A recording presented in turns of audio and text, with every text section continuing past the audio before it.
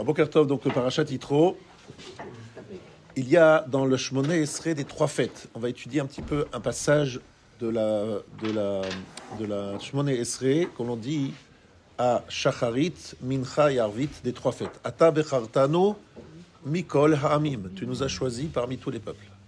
Ahavta otanu. Tu nous as aimés. Veratzita banu. Tu as voulu de nous.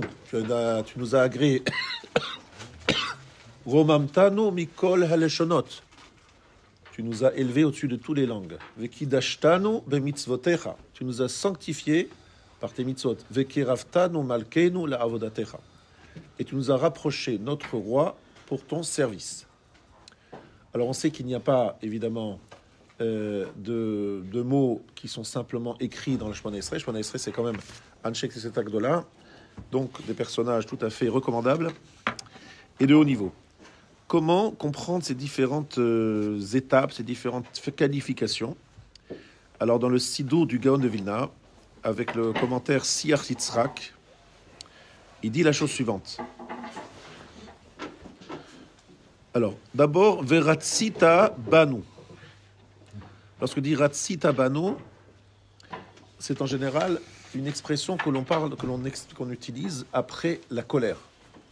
Ritsoui, le Ratzot Mishu, ça veut dire calmer quelqu'un qui est en colère. On dit voilà, lorsqu'on arrive à l'apaiser, on dit qu'il a été mitratzé, qu'il a accepté de se calmer. Donc lorsqu'on dit Veratzita Banu, c'est pas comme on l'a compris, tu as voulu de nous. Ratzita Banu, ça veut dire qu'il y a eu un ritsoui, un pardon. Évidemment, on parle après la faute du Vaudor. Donc lorsqu'on dit Veratzita Banu, c'est pour une période qui vient après la faute du Vaudor. Achar she'asu et ha'egel nitratza lahem hakadosh baruch hu beyom ha'kippurim v'ishra shrinato betocham. Et il a fait résider sa Shekhinah parmi eux. Donc c'est ça l'allusion de Veratzita Banu. Il y a trois fêtes. Ata bechartanu, c'est Yetziat Mitzrayim, donc Pesach. Tu nous as choisis, sortie d'Égypte. Ahavta otanu, tu nous as aimés. Ahavta otanu, Ma'amad Har Sinai. C'est le don de la Torah Ma'amad Har Sinai. Veratzita Banu, c'est dans l'ordre. C'est juste après Har Sinai, on sait qu'il y a eu la faute du Vaudor. Ratzita Banu, Ritsoui, Akadosh Baruch Hu nous a pardonné. Et après vient Chag HaSukkot, parce que justement, il y a eu, donc de la part d'Akadosh Baruch Hu, l'acceptation de faire le Mishkan, donc de résider parmi nous, malgré la faute du Vaudor. Et ça, on va voir exactement dans les détails les termes. On va revenir vers ces termes. Mais déjà, introduction, nous allons prendre ce texte comme référent. Dans quelques instants, nous reviendrons dessus.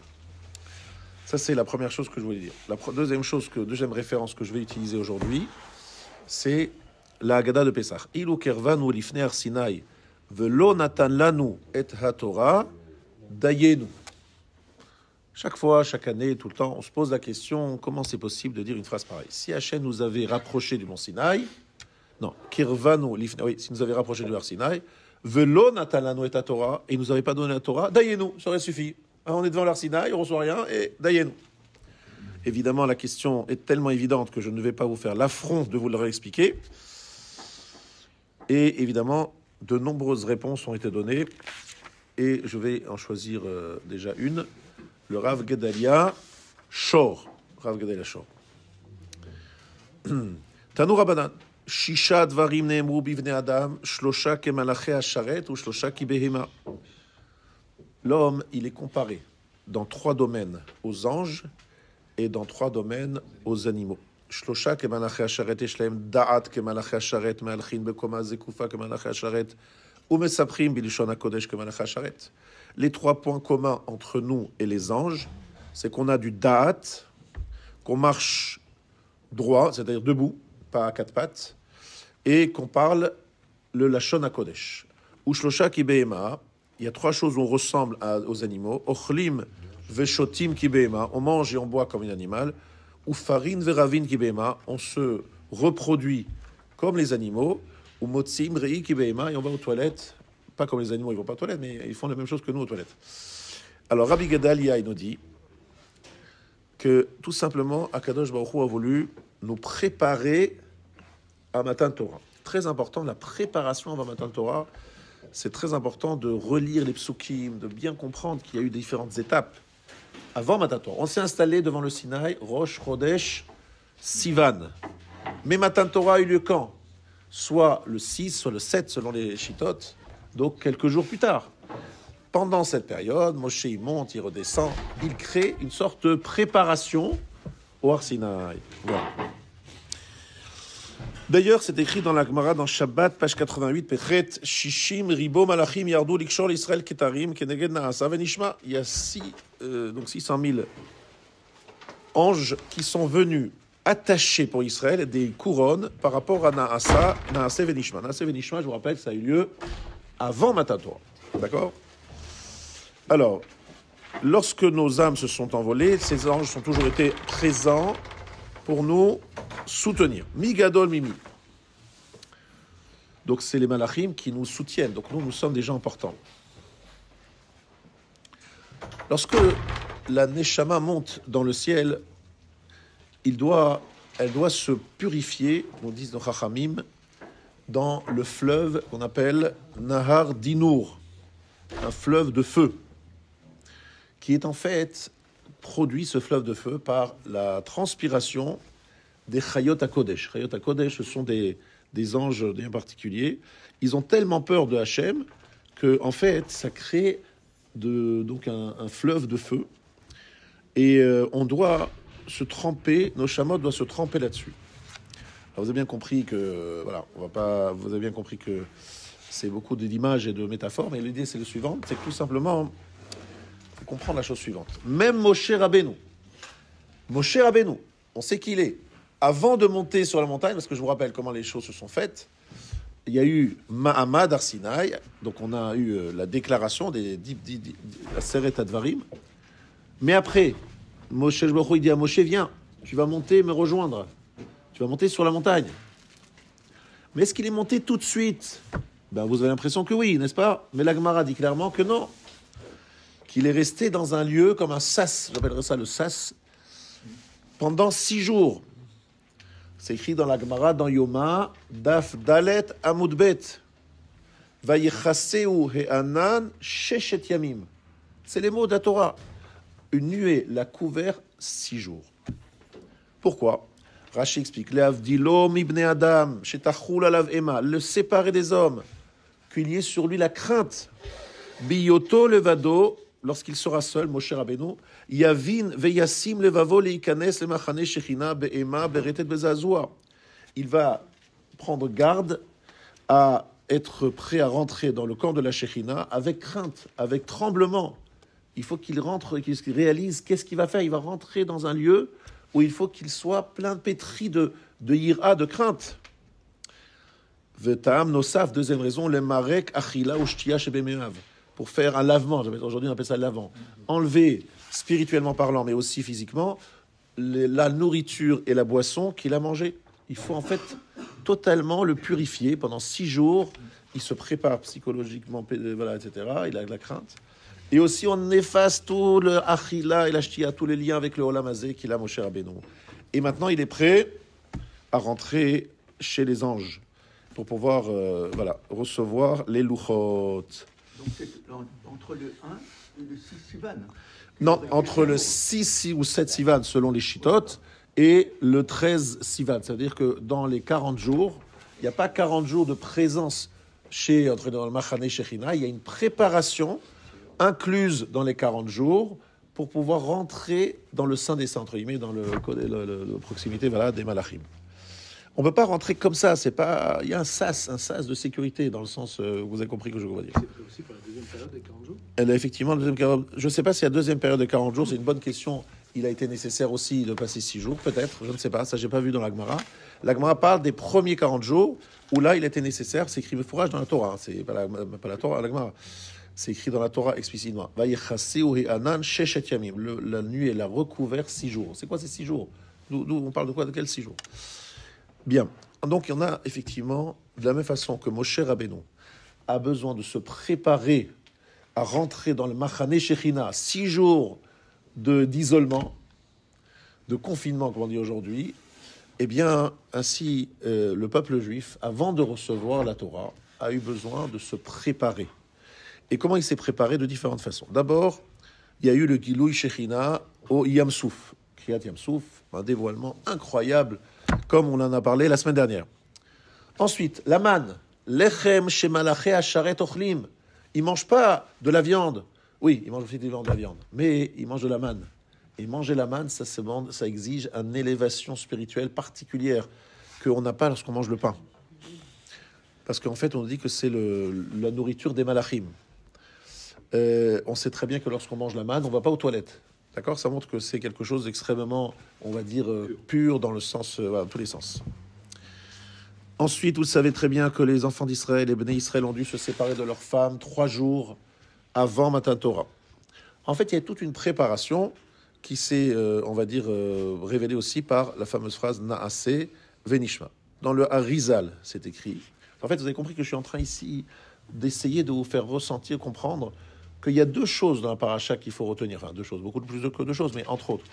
Il y a avant Matan Torah et il y a Matan Torah. Il y a l'événement lui-même, mais il y a les préparatifs avant l'événement. Et ces préparatifs, nous dit la Haggadah, Ilu kirvanu lifne har Sinai, velo natan lanu et Torah. Peut-être que ça aurait déjà été quelque chose, c'est déjà un grand cadeau. Ce qui s'est passé devant l'Ar Sinai, depuis Rosh Chodesh Sivan jusqu'à Matan Torah, c'est déjà énorme. Ça s'appelle kirvanu lifne har Sinai. Évidemment, on va développer encore, mais vous comprenez qu'il y a une sorte de préparation nécessaire avant de recevoir la Torah. Ça, je pense que c'est évident chez vous, mais le Harizal, il dit un grand chidouche. Qu'est-ce que dit le Harizal? Le Harizal nous dit qu'il y a eu, ça c'est pas le Harizal, c'est la Gemara qui dit dans Shabbat, page 146, Pascha Zohamatan. Ça c'est un mot très important. Pascha Zohamatan. La Zohama, c'est-à-dire le venin inoculé par le serpent, s'est arrêté. Pascha. Qu'est-ce que ça veut dire? Que quelque part, ils sont revenus un petit peu à l'état d'Adam Arishon avant la faute. Avant la faute. Pascha Zohamatan. Le Harizal nous dit dans ses écrits que c'est au moment où ils ont dit Naaseh Venishma que ça s'est arrêté. C'est pas au moment de Matan Torah, c'est lorsqu'ils ont dit Naaseh Venishma, c'est un grand chidouche. Parce que très franchement, moi j'aurais dit que c'est au moment où ils sont morts. Vous savez, lorsqu'ils sont morts, lorsqu'Hachem l'a dit Anochi, Eloi Elecha, moi je pensais comme ça, vous dites franchement. Et je pense qu'il y en a certains de beaucoup plus grands que moi qui le pensent aussi, qui l'ont écrit d'ailleurs. Mais le Harizal ne dit pas comme ça. Le Harizal dit qu'en disant Naaseh Venishma, donc avant Matan Torah, ils ont perdu ce Pascha Zohamatan. Et effectivement, vous le savez très bien que donc Pascha Zohamatan, mais avec la faute du Vaudor, on sait que c'est revenu, mais pas totalement, dit le Harizal, pas autant qu'avant. C'est revenu après le Vaudor, mais pas autant qu'avant Matan Torah. Bien, en tout cas, je voudrais ici vous dire quelque chose de Nifla Meod, qui vraiment est la suite du shiur de la semaine dernière. C'est écrit dans Tehilim, chapitre 87. Écoutez bien ces Tehilim, n'oubliez pas, chapitre 87 dans Tehilim. Yesudato beharere kodesh. Yesudato beharere kodesh. C'est quoi Yesudato? Comment vous traduisez Yesudato? Yesod. Son fondement, son Yesod, son fondement, sa fondation. Beharere kodesh. Dans les montagnes, pluriel, kodesh, consacré. Qu'est-ce que explique le Midrash sur ce passouk de Tehilim? Yesudato beharere kodesh. N'oubliez plus jamais ce passouk, parce que vous avez expliqué, de comprendre l'explication, vous ne pourrez plus l'oublier après. Yesudato shel olam bisrut shne harim shel kedusha. La fondation, le monde est fondé sur 2 montagnes. Lesquelles sont les 2 montagnes? Vous avez compris, c'est Har Sinai et Har Hamoria. D'accord? Le Har Hamoria, où il y a Akedat Yitzhak, où il y a le Beth Amikdash, et le Har Sinai, on a reçu la Torah. Jusque-là, rien de très impressionnant. D'accord? Là-dessus, le Midrash continue. Sinai me'echan ba. D'où est venu le mont Sinai? Mehar Hamoria nitlash kechala meisa mimakom shenekad Yitzhak avinu. Amar HaKadosh Baruch Hu, il ve'Yitzhak aviem nekad alav.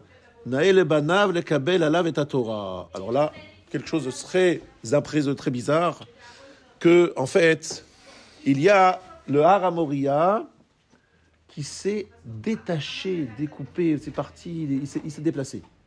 Le mont Moria s'est déplacé. Nitlash kechala meissa. Comme lorsqu'on prend un morceau de challah, vous savez la challah, on la prélève de la pâte. Ainsi, le Har Moria nitlash mimakom shenekad Yitzhak Avinu. Il a été littéralement enlevé du lieu où Yitzhak Avinu a reçu la Akedat Yitzhak. Je peux S'il vous plaît. Donc, au partir du moment où on est Kad Yitzhak Avinu, c'est de cet endroit-là. Ah, excusez-moi. Ael ve Yitzhak Aviem nekad alav, nael e banav lekabel alav et Torah. C'est bien que les enfants de Yitzhak reçoivent la Torah, parce que c'est le lieu dans lequel Nekad, il a été ligoté. Il a eu Kedat Yitzhak. Franchement, vous savez tous, d'abord, on est bien d'accord, Har Sinai et Har Moria, c'est pas le même endroit. Har Sinai, c'est le désert du Sinaï, vous allez voir, Har Sinai, machin. Et Har Moria, c'est Yerushalayim. Comment est-ce qu'on peut dire les deux, ils sont... Quel rapport entre les deux? Le Midrash, on dit Nitlash, Har Moria Nitlash, et il est arrivé. Mais c'est quoi cette histoire de Nitlash? Alors évidemment, tout ça, c'est le Midrash, il aime bien donner des images très fortes par rapport à, évidemment, des images. À Moria, on imagine se déplacer, mais il y a un lien très fort qu'on veut rappeler ici entre le Har Moria et le Har Sinai. C'est intéressant parce que la semaine dernière, nous faisions un lien très fort entre Akedat Yitzhak et Kriyat Yamsouf. Rappelez-vous le mot Bekia qui veut dire couper le bois. Et il veut dire aussi, on utilise ce terme pour parler de la mer qui a été découpée. Donc on retrouve de nouveau cette référence à Akedat Yitzhak. Alors là, la vidéo, c'est très facile de comprendre le lien qu'il y a entre Matan Torah et Har Sinai, et le Har Sinai, et Har Moria, parce que tout simplement, on fait référence précisément à Akedat Yitzhak. Et bien évidemment, nous disent nos Chachamim, c'est que Hayecholet, ça c'est le Chidush Harim, Hayecholet le'arer ou le'arer achar tzivuyo shel makom hi zuamato shel nachash. Donc ça veut dire que la capacité, ce qui existe en nous, il y a comme ça une force en nous, malheureusement très très négative, qui vient nous remettre en question les ordres divins. On a des remises en question des ordres divins.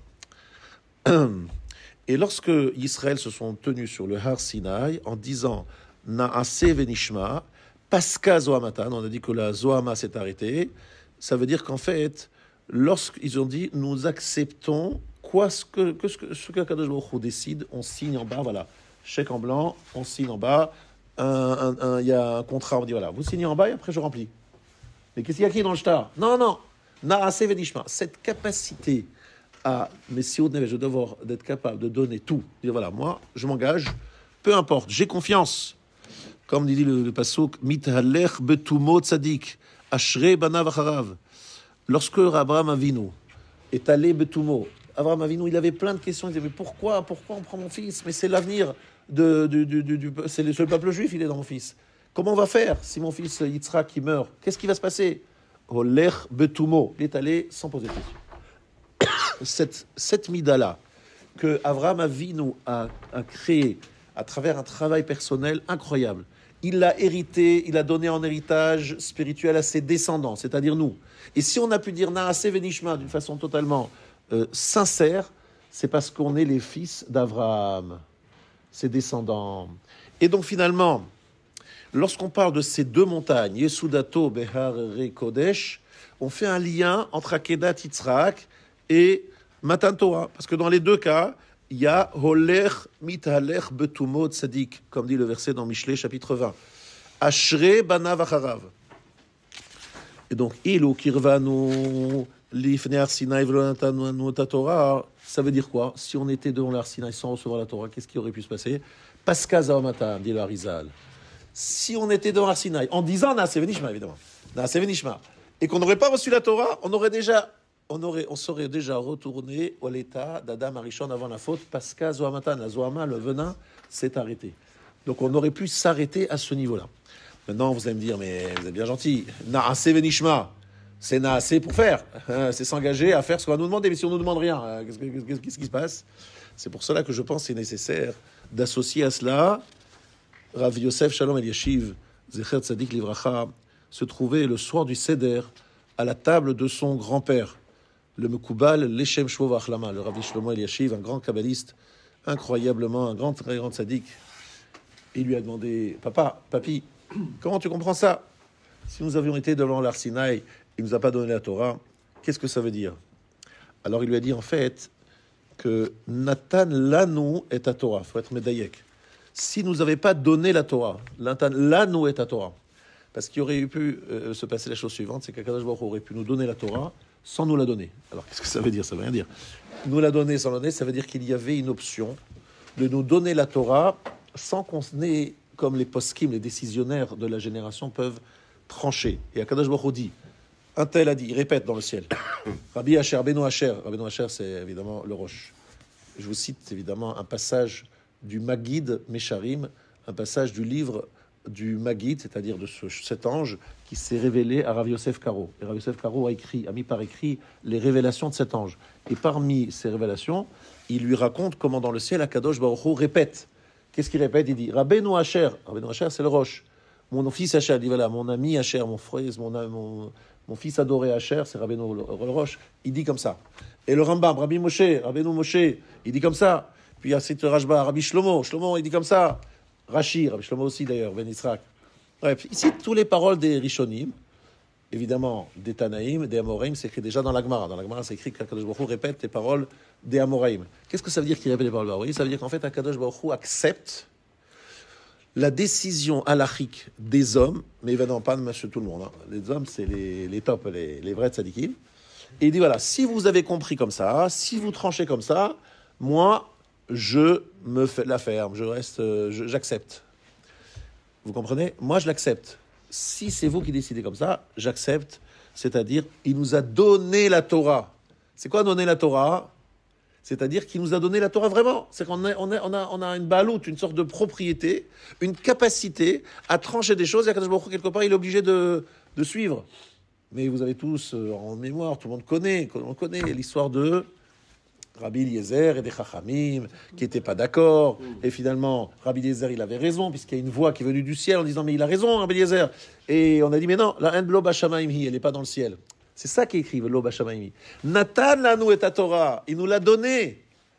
Vous avez compris? C'est qu'il y a deux éléments que je voudrais utiliser pour expliquer cette phrase de la Haggadah de Pessah.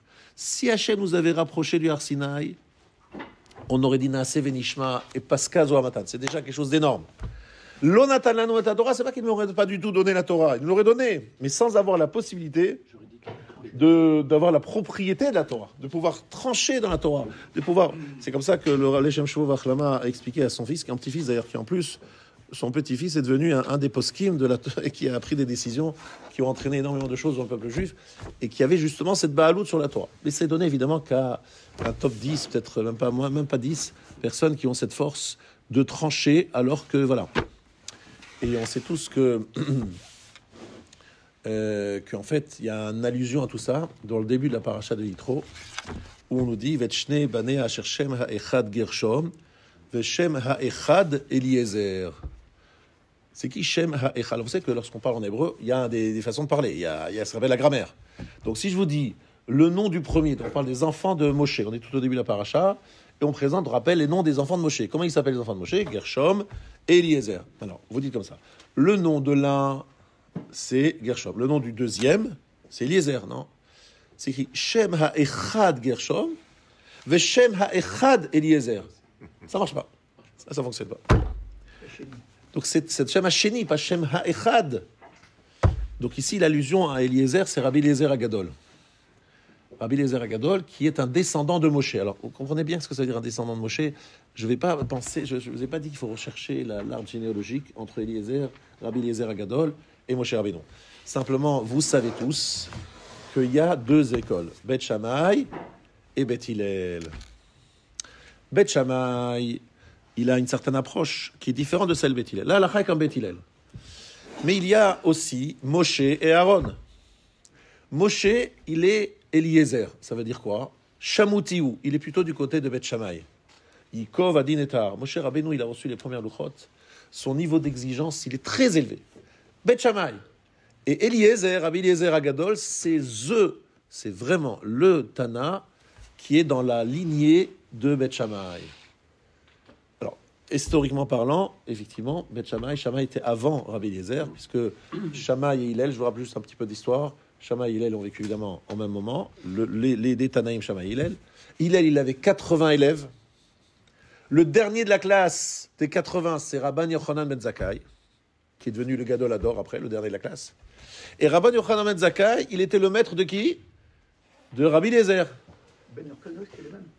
Oui, Rabbi Eliezer, c'est le fameux Rabbi Eliezer, on appelle Rabbi Eliezer Hagadol, le grand Rabbi Eliezer, les Talmides de Rabbi Yochanan ben Zakkai. Et lui, Rabbi Eliezer, il était chamouti, c'est-à-dire il suivait plutôt l'école de Beth Shammai. Et il se trouve que l'école de Beth Shammai, elle est plutôt du côté de Moshe Rabbeinu. Mais d'où je sais que c'est du côté de Moshe Rabbeinu et l'école de Beth Shammai? D'abord, c'est écrit dans les Sfarim, mais c'est écrit dans la Gemara, mais c'est Sanhedrin. Ceux qui ont étudié le Daf Yomi, ils savent que Moshe Rabbeinu, lorsqu'on est venu lui poser la question, est-ce que devant un tribunal, on peut faire des psharot? C'est ce que c'est une pshara? Deux personnes arrivent, ils disent, voilà, monsieur le rabbin, on veut savoir, qui a raison? Moi, il me doit 100 000 euros, l'autre, il dit, je dois 0 euros. Qu'est-ce que vous faites? Deux options. Soit vous dites d'accord, vous acceptez le din, je sais pas qui tranche, je vais faire une enquête. Attention, hein, vous risquez de perdre les 100 000 ou les autres de les gagner. Bon. Autre option, je lui dis voilà, on va faire une pshara. Pshara, ça veut dire on va faire en sorte qu'on va aller chacun à la rencontre de l'autre. Vous payez 50 000. Alors 50 000, personne n'est content parce que celui qui ne doit pas les 100 000 euros, il a déboursé 50 000. Et celui qui voulait les 100 000, il n'a pas eu ses 100 000. Mais c'est ce qu'on appelle une pshara, c'est-à-dire une médiation de manière à trouver un accord, mais on sait très bien que c'est sûrement faux, quoi. C'est sûr que c'est faux, puisque c'est ou bien il lui doit les 100 000 ou il doit rien.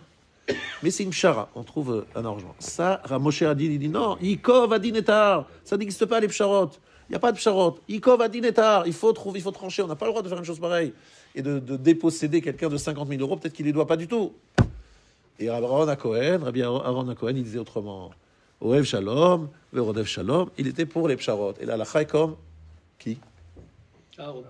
D'où vous le savez que la halakha est comme Aaron? C'est Eve mitalmidav shel Aaron, Ohev Shalom Radom, c'est une Mishnah dans Pirkei Avot. Fait partie, soit un élève de Aaron. Donc en fait, on est en train de trancher comme Aaron contre Moshe Rabbeinu. Vous vous rendez compte d'un truc pareil? Alors le Rav Moshe Shapira nous a dit mais c'est pas possible de tirer une pareille. Comment est-ce qu'on peut posséder comme Aaron contre Moshe? Mais c'est Moshe qui est le top, c'est Moshe qui est le patron, c'est Rabbeinu. Moshe Rabbeinu, c'est pas écrit Aaron Rabbeinu, Moshe Rabbeinu. Il a répondu le Rav que comme Moshe a reçu les premières tables, et c'est le seul à les avoir reçues, même pas Aaron, c'est le seul à les avoir reçues, Moshe Rabbeinu au niveau de celui qui reçoit les premières tables, Luchot Rishonot, lui effectivement, il peut dire Yikov Adin Etar. C'est la rigueur, c'est l'exigence, c'est Beth Shammai.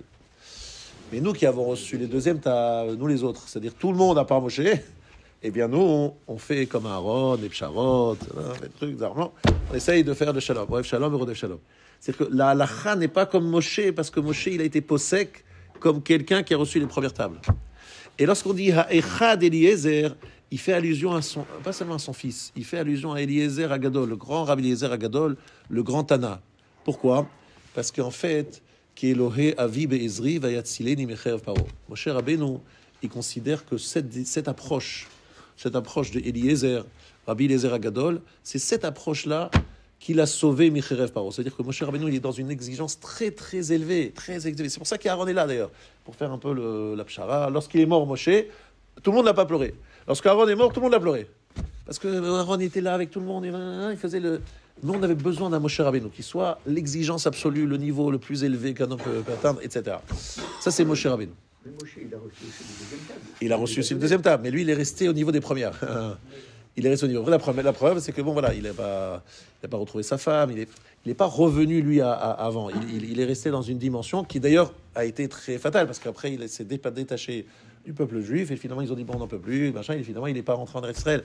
C'est pas par hasard, c'est qu'en fait, finalement, il est resté à un niveau, et les Juifs disaient, bon, c'est pas un homme, celui-là, c'est un ange, c'est plus nous, on n'est pas représenté par lui, il est trop long. Ha'echad Eliezer, Eliezer Agadol, l'élève, le grand élève de la famille de Beth Shammai, qui est en l'exigence absolue. Et donc, effectivement, Moshe Rabbeinu, il a ce niveau-là. Donc, pourquoi je dis tout ça? Parce que, tout simplement, Ilu kervanu lifnei har Sinai, velo natan lanu et Torah, dayenu. C'est quoi? Alors, jusqu'à présent, on résume ce qu'on a dit jusqu'à présent, puis après, on va passer à la deuxième étape du shiur. On a dit jusqu'à présent la chose suivante. Première réponse, élément de réponse, c'est que d'abord, avant de recevoir la Torah, il y a toute des préparatifs depuis Rosh Chodesh Sivan jusqu'à Matan Torah. Et comme le dit le Rav Gadol Yashor, Zechet Tzadik Livracha, que de la même façon que Moshe Rabbeinu a dû se préparer pendant 6 jours avant de rentrer dans Machane Shechina, donc dans les 40 jours, il y a 6 jours où il se prépare, au moins le peuple juif pendant 6 jours doit se préparer à recevoir la Torah. C'est ce qui se passe pendant ces 6 jours de Rosh Chodesh Sivan jusqu'à Matan Torah.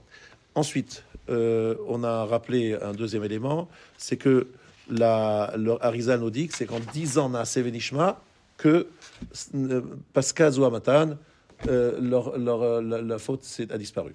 Troisièmement, on a parlé Yusudato Barri Kodesh, c'est qu'il y a un lien entre il y a 2 montagnes qui sont liées, Har Sinaï, Har Hamoria. Har Hamoria a rencontré le Har Sinaï, ça veut dire tout simplement que le peuple juif, en disant Naaseh Venishma, a montré son lien, qu'il était le digne descendant de leur ancêtre Abraham, qui a été prêt à trancher la tête à son fils, sans avoir d'explication, sans comprendre pourquoi et comment on allait assurer la suite de l'histoire. Et donc le peuple juif l'a montré, et c'est pour ça que Kirvan ou Lifner Sinaï, c'est une madriga auquel on a accédé en disant Naaseh Venishma, qui est extraordinaire. Et c'est pour ça que les anges nous mettaient des couronnes avant Matan Torah, rappelez-vous, avant Matan Torah en disant Naaseh Venishma.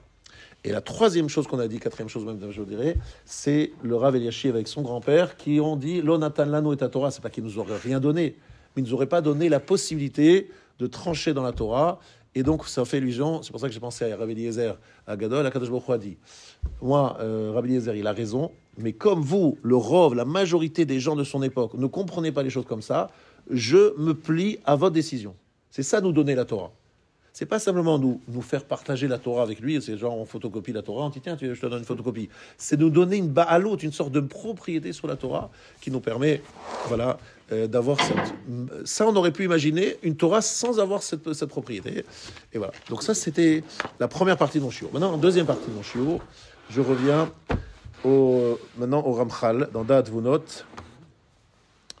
Et je vais essayer d'expliquer un petit peu la construction de l'année. Toute l'année, comment elle s'est construite grâce à l'étude de la Shemona Esrei, dans laquelle j'ai commencé mon shiur. Ata bechartanu mikol ha'amim, ahavta otanu, ratzita banu. On va essayer d'expliquer ça en montrant Pesach, Shavuot, Sukkot, vous allez comprendre toute l'année en quelques minutes. On y va, on attaque. Recommençons ce texte. Comment ça commence? Ata bechartanu mikol ha'amim. Tu nous as choisis parmi tous les peuples. On vient de lire tout au début du shiur que nous a choisi par rapport à quoi? C'était Pesach. Au moment de la sortie d'Égypte, il nous a choisi. Ensuite, Ahavta otanu, tu nous as aimés, ça c'est Mahamad Har Sinaï. Il y a quelqu'un ici qui a un sidour peut-être. Vous savez que dans le sidour, il y a, je vous donne une halakha très intéressante et très pratique. Ve'anu bacharta mikol am velashon. On est 3 lignes avant le schéma Israël. Dans le Shacharit, tous les Shacharit. Ve'anu bacharta mikol am velashon. Tu nous as choisis parmi tout peuple. C'est à quel moment que tu nous as choisis? Chag Pesach, la sortie d'Égypte. Ve'keravtanu malkenu leshimcha gadol be'ahava. C'est quoi ve'keravtanu malkenu leshimcha gadol be'ahava? Alors, c'est à quel moment avec Keraftano que tu nous as rapprochés? Toujours, on est avant le schéma. Deux phrases avant le schéma. Le schéma. C'est Matan Torah. Mais c'est écrit le Shimcha Hagadol. Alors, c'est écrit dans le Magan Avraham qu'à ce moment-là, il faut penser à quelque chose. À quoi faut-il penser lorsque vous dites ces phrases? Alors, Keraftano Malkenu, tu nous rappelles, il faut se rappeler le Mahamad Har Sinaï, parce que c'est une mitzvah de se rappeler le Mahamad Har Sinaï, le don de la Torah, tous les jours. Donc, Keraftanu Malkenu, je pense au Har Sinaï, Matan Torah. Shimcha Hagadol, ton grand nom, à quoi il faut penser, dit le Magan Avraham? Que le nom d'Hachem, il est incomplet. Pourquoi est-ce que le nom d'Hachem est incomplet? C'est ce qu'on a vu dans Béchalach, à la fin de Béchalach. Tant qu'il y a Amalek, le nom d'Hachem n'est pas complet. Donc, Shimcha Hagadol, c'est aspirer à avoir le grand nom. C'est-à-dire que Yudke devient Yudke Vavke. Donc, on se rappelle de Amalek. Et qu'il faut effacer Amalek. Le Hodot Lach, pour te remercier, à quoi il dit le Magan Avraham, il faut y penser. Il faut penser à Myriam. Quel rapport? Parce que le peuple juif, il a reçu la langue, l'expression, la parole. Pourquoi? Le Hodot Lach, ou pour remercier Hachem, pour reconnaître Hachem, et Yichud Hachem. C'est ça, à ça qu'elle sert notre parole. Et pas à quoi? À dire du Lachon Hara, des méchantes choses, etc. Le Hodot Lach, ou Vous avez compris qu'il ne faut pas aller très vite, parce que si vous allez très vite, vous n'arrivez pas à tout penser. L'ira la shimcha. Et donc, voilà à quoi dit le Magen Avraham, il faut penser. Un bon juif, il pense à ça tous les jours. Comme ça, il se rappelle de la Shonara, de la Shonara, de Amalek, Matan Torah.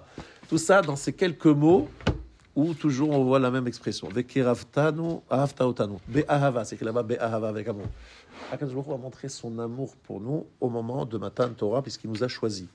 Et c'est d'ailleurs ce qui crée l'antisémitisme. Parce qu'ils se sont dit, pourquoi chouchou, c'est le chouchou, Hacham il l'aime lui, et nous, les autres peuples, ils nous aiment pas. Et ça a commencé à s'énerver. Et depuis ce jour, ils sont toujours énervés. Ensuite, Veratzi Tabano, ça c'est facile, si on a expliqué, après le Vaudor, il a quand même accepté, Ritsu, il a accepté de nous pardonner. Veromamtanu Mikol Alshonot. Ah, ça veut dire quoi, Romamtanu Mikol Alshonot? Tu nous as élevés parmi toutes les langues. Vekidashtanu bemitzvotecha. Vekeraftanu malkenu lavotetecha. Alors c'est quoi tout ça? Veromamtanu Mikol Haleshonot. Vous devrez me répondre normalement, mais bon, je vois que vous n'êtes pas encore assez concentré dans votre fila. Alors, qu'est-ce que c'est Veromamtanu Mikol Haleshonot? Alors, je vous aide déjà, c'est le Hallel. Est-ce que dans le Hallel, vous avez... Est-ce que vous avez une phrase dans le Hallel qui vous fait penser à une explication? Dans le Hallel, on dit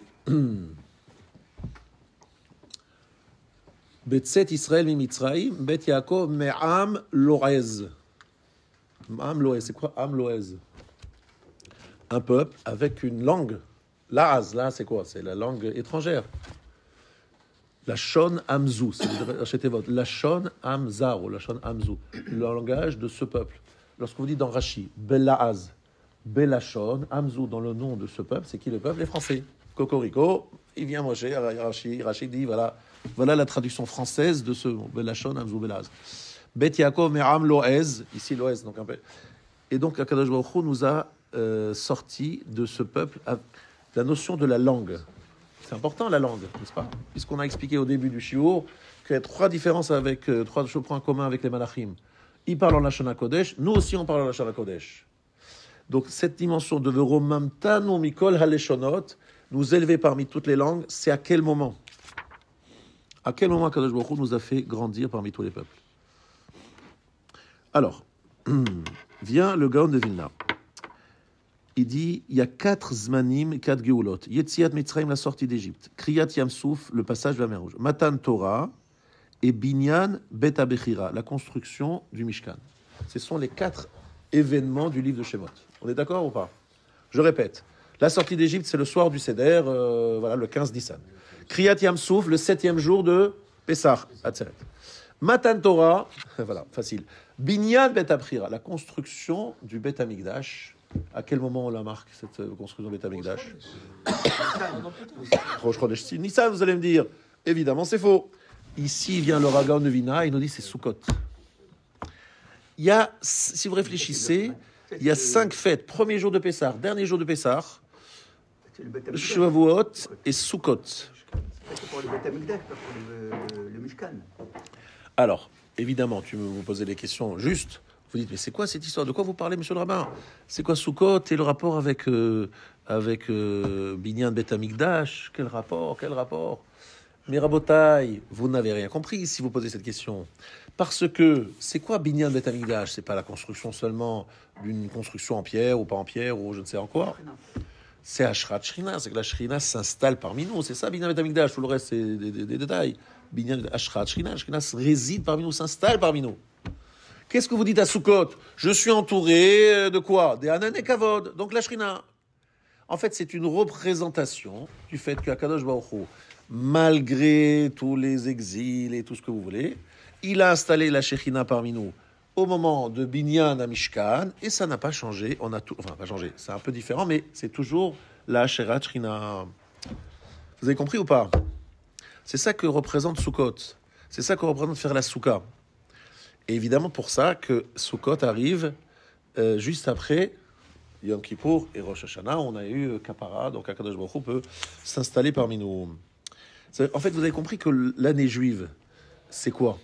C'est cette capacité à reconnaître qu'en fait, ce qui s'est passé au moment de Matan Torah. Matan Torah, qu'est-ce qui était prévu? Qu'est-ce qui était prévu? Revenons sur Matan Torah. Il était prévu qu'on reçoive la Torah et que la Shrina réside parmi nous. Qu'est-ce qu'on a fait? Je vous rappelle un point très important, j'ai peut-être pas assez insisté. Qu'est-ce qui fait, c'est quoi la Zohama? C'est quoi le serpent? Qu'est-ce qu'il a inoculé? On a dit un venin. Bon, un venin, c'est une image. Mais c'est quoi le venin du serpent?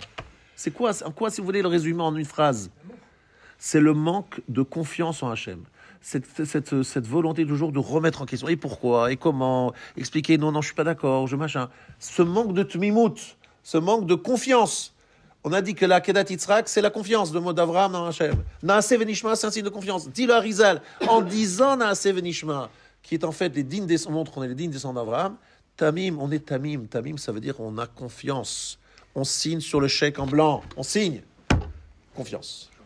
Ça veut dire que la Zohama, c'est-à-dire les résidus du venin du serpent qui a commencé à dire à Chava, tu sais, Chava, Hachem, il t'a dit ça parce que ceci, parce que cela, a commencé à lui faire un pile-poule, un chiot, un chaboura pour lui expliquer que si elle mangeait, elle allait gagner. Hachem, il t'a dit non, on ne mange pas, tu ne discutes pas, tais-toi, dégage. Non, et pourquoi il a dit, comment il a dit, pourquoi il a dit ça? En fait, tout ça, c'est pour contester, retrouver des idées, trouver des échappatoires. Tamim, Tim, Hachem, Elokera. C'est dur lorsqu'on est un peu des juifs, on est des gens exigeants, intelligents, qui réfléchissent, de se la fermer, de se dire non, si Hachem l'a demandé, on fait, si Hachem nous fait ci, c'est pour le bien. C'est très dur. Et oui, c'est Zohamat Nachash. C'est le problème du Nachash. Et je vous ai expliqué la semaine dernière qu'il y a un homme qui s'appelle Nachshon. Nachshon. Pourquoi Nachshon, il s'appelle Nachshon? Parce que c'est celui qui a tordu le cou au serpent. Comment? Il s'est jeté à la mer. Hachem a dit, vas-y, allez-y. Mais là, il y a la mer. Mais vas-y. Mais il y a la mer. Mais Hachem, il t'a dit d'y aller. Tu y vas, qu'est-ce que la question? Il s'est jeté à l'eau. Il s'est jeté à l'eau, comme on dit aujourd'hui en français. Il s'est jeté à l'eau. Mais si on est fait, la mer s'est ouverte. Nachshon, Nachash, celui qui a tordu le cou au Nachash. Ça, c'est Nachshon. Ça veut dire qu'en fait, ici, on a une constante. Et le Rav Wolbe nous a longuement expliqué que la notion de cette confiance, cette mimout, c'est ça qui nous permet de recevoir la Torah. Mais vous le dites tous les jours, c'est ça qui est terrible. Vous vous rendez pas compte, tous les jours avant Kriyat Shema, vous avez une bracha. Cette bracha qui parle de Matan Torah. Avat Olam, Avtanu. Mais de quoi vous parlez dans ce passage? Ba'avour avotenu shebat trouvar. Pour nos ancêtres qui ont confiance en toi. C'est quoi cette notion chez Batrouvar? Pourquoi on insiste sur le fait qu'il y a eu la bitachon? Eh bien, Rabotai, tout simplement parce que tout Matan Torah, toute la sortie d'Égypte était dans un but, nous sortir du Zohamat Nachash, des résidus du venin du Nachash, qui veut dire justement qu'il n'a pas la confiance, qui remet en question, qui n'a pas la tmimout. On est d'accord? C'est simple, c'est clair ce que je dis, c'est simple. Nachshon et compagnie. Maintenant, Rabotai, si vous avez compris ça, vous avez compris quelque chose de très important dans l'étude de la Torah, parce que sans cela, on ne peut pas étudier la Torah. Parce que, en fait, qu'est-ce qu'il y a dans l'étude de la Torah? On nous demande réfléchissez. D'accord, on réfléchit, on pose des questions. Donc, on utilise notre cerveau et on pose des questions. C'est la Torah qui nous invite à le faire, n'est-ce pas? Puis tout d'un coup, vous arrivez à une conclusion, vous, avec votre cerveau, votre léger, et vous voyez que la poskim, les décisionnaires, ils ne pensent pas comme ça. La halakha n'est pas comme ça. Que finalement, il y aura des questions encore sur la sugia. Plein de questions à la fin. Et qu'est-ce qu'on vous dit, monsieur? Ferme-la, les décisionnaires ont dit, on a tranché la halakha comme celui-là, point final. Mais attendez, tu m'as demandé de réfléchir, de penser, de poser des questions, et à la fin tu me dis ferme-la. Alors ne me demande pas de réfléchir, dis allez, lisez, traduisez, et voilà. Vous voyez ce qu'on dit, c'est contradictoire. Akadosh Baruch Hu nous dit, va jusqu'au bout de ta capacité de réflexion, vas-y, va, sollicite ton esprit critique, mais à la fin, ferme-la. T'as vu, petit machin là. Donc c'est plus grand, parce que si on disait à des gens soyez des idiots croyants, des fidèles, voilà, qui posent pas de questions, dans ce cas-là, c'est facile entre guillemets. Ou on rentre là-dedans, on rentre pas là-dedans. Mais on dit aux gens, on va poser des questions, et à la fin on te dit, c'est comme ça. Le Rav, le Mnei Issachar, il dit qu'en plus il y a un point très très dérangeant dans la réflexion intellectuelle, qui est tout simplement de dire Yedia ou Bechira. On dit qu'Akadosh Baruch Hu, il sait tout ce qui va se passer, et pourtant on a le libre arbitre. Comment c'est compatible? Si Hachem, il sait tout ce qui va se passer, c'est qu'on n'a pas de libre arbitre. Parce qu'on ne peut pas choisir contre lui. Comment il peut savoir que je vais faire le contraire de ce qu'il a voulu, alors qu'il m'a donné le libre arbitre? Est-ce que c'est possible de comprendre une chose pareille? Il n'y a pas d'explication. Il faut se la fermer, il faut accepter. Tu ne peux pas comprendre ça. Pour l'instant, avec ton cerveau, tu ne peux pas comprendre ça. C'est beaucoup d'efforts quand même de se la fermer. En même temps, il faut réfléchir. En même temps... Vetiri, les mots du Ramchal, écoutez bien de Da'at Vonot. Ki ma she'asa Adon Baruch Hu Israël Be'ar Sinai. C'est ce qu'a fait Hachem à Israël Be'ar Sinai. Shine lo natan lahem sham Torah kula be'ma'amad hahu. Il leur a pas donné toute la Torah dans cet événement. Aval hayta hachana kolelet lechol avodat hamitzvot. C'était une préparation générale pour tout l'avodat hamitzvot, le travail des mitzvot. Ki az ishlim lahem trila kol ha'iturim ve'hama'alot haruim la'adam e'asui la'avodat yotzro. Parce qu'à ce moment-là, il leur a donné tous les couronnements, c'est-à-dire toutes les qualités qui conviennent à l'homme qui veut servir son créateur. Chez Betrila, Nishpal Malato Liot Alou le Yetzara, parce qu'au début, il est sujet au Yetzara. Veaz Nimshal Kabemodin Me, Bevoam El Arsinai, Natan Lemadon, Kol Yayakar Amagielem, Lishtalem Imtsiutam. Il leur a donné ce qu'il y a de plus cher pour être prêt. Veliot Laem Koach, Liot Meshartim Oto, leur donne des forces pour le servir. Veaz Kirvam La Beava, Shouinyan, Kirvan Olifne Arsinai. C'est ça qui nous a veut dire rapprocher devant Arsinaï. Ça veut dire qu'en fait, avec amour, il nous a donné une force, des qualités qui nous permettent de recevoir la Torah. C'est-à-dire, en fait, c'est une préparation accélérée, je dirais même, accélérée pour être réouïm, apte à recevoir la Torah. C'est ça que représente Kirvanu Lifner Sinai.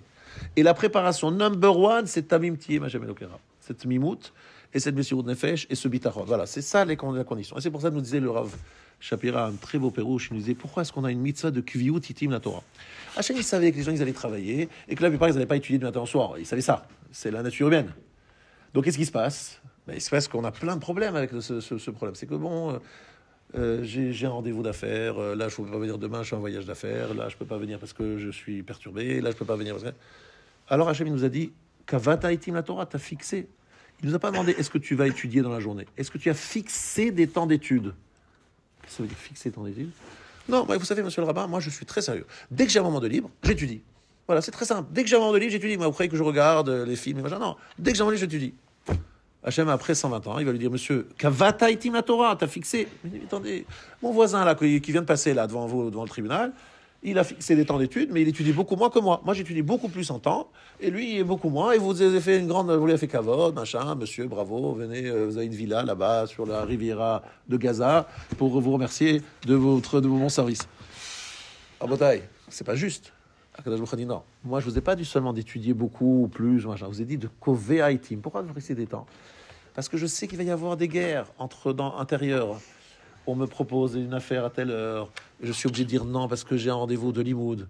C'est ça le problème, c'est qu'à un moment il faut montrer le bitachon, dire à Kadosh Baruch Hu, j'ai confiance en toi, tu m'as dit qu'il faut fixer des temps d'études, j'ai fixé un temps d'études, j'avais un rendez-vous d'affaires très important et j'ai dit non parce que j'ai un temps d'études. Mais c'est extraordinaire, Kadosh Baruch Hu me dit pour recevoir la Torah encore aujourd'hui, tu dois fixer des temps où tu auras la difficulté de dire non à tes rendez-vous. Et tu vas quand même venir étudier la Torah, et tu auras une siyata d'Ishma, une aide incroyable d'Hachem, parce que tu as su dire non à cette proposition qui avait l'air alléchante. Mais c'est extraordinaire ça. C'est jusqu'à aujourd'hui, pour recevoir la Torah, kavata itim la Torah. Est-ce que tu as fixé des temps? C'est pas juste ça, étudier beaucoup. Kavata itim la Torah. Un type, il dit voilà, je vous propose une solution, deux solutions. Un type, il dit voilà, moi je vais étudier 5 heures par jour. C'est beau. Mais lui, il se dit comme ça. Moi, je travaille, j'ai des rendez-vous, je fais ce qu'il y a. Et lorsque tout est fini, je ne vais pas me coucher avant d'avoir payé ces 5 heures. C'est extraordinaire. Il y en a un autre, il n'a pas payé 5 heures, il étudie 2 heures par jour, 1 heure le matin, quoi qu'il arrive après la tfila, il étudie 1 heure, ou 1 heure avant la tfila, peu importe, et 1 heure avant d'aller coucher, donc que 2 heures, l'autre 5 heures. Mais il a fixé, il fixe, quoi qu'il arrive, on lui demande, il est là. Qui est le plus grand? Celui qui a étudié 5 heures, non? Non. Celui qui a été kové, c'est dingue. Pourquoi? Parce qu'Hachem, il veut reproduire le Mahamad Arsina et la préparation du Arsina. Pour pouvoir recevoir la Torah, il y a une préparation indispensable qui s'appelle Batroubach. Il y a une bitachon, il y a un Tamim Tiyem Hashem Elokecha, il y a la confiance. Tu as la confiance en moi, je te donne ma Torah. Tu n'as pas la confiance en moi, je te donne pas la Torah. Donc tu peux toujours étudier des heures, mais je te donne pas la Torah. Si tu n'as pas le courage de dire non à un rendez-vous qui paraît, entre guillemets, important, eh bien tu as un problème de Kviut Itim la Torah. Voilà. Maintenant, il arrive des fois, il y a des cas de force majeure, où j'ai pas le choix, il faut payer le jour même, dit le Shulchan Aruch. Mais si ça s'arrive tous les jours, si tous les jours tu as rendez-vous, il faut payer. C'est-à-dire qu'il n'y a plus de kvi ou titim. Donc il faut que ça reste kavua. Il peut y avoir des exceptions, vraiment tout à fait exceptionnelles, mais dans ce moment-là, il faut payer le jour même. C'est quoi payer le jour même? Avant d'être couché, tu dois payer, c'était 1 heure, 2 heures, un quart d'heure. Tu payes, d'accord? Ça, c'est la halakha. Donc, vous voyez jusqu'à aujourd'hui qu'Avat Haïtim la Torah, c'est une condition pour recevoir la Torah, comme à l'époque de la sortie d'Égypte, c'était une condition pour recevoir Har Sinaï. Rabbi Chanina ben Ratzak Kadosh Baruch Hu lezakot et Israël לפי חפץ למען צדקו יגדיל תורה ויגדיל קדיש.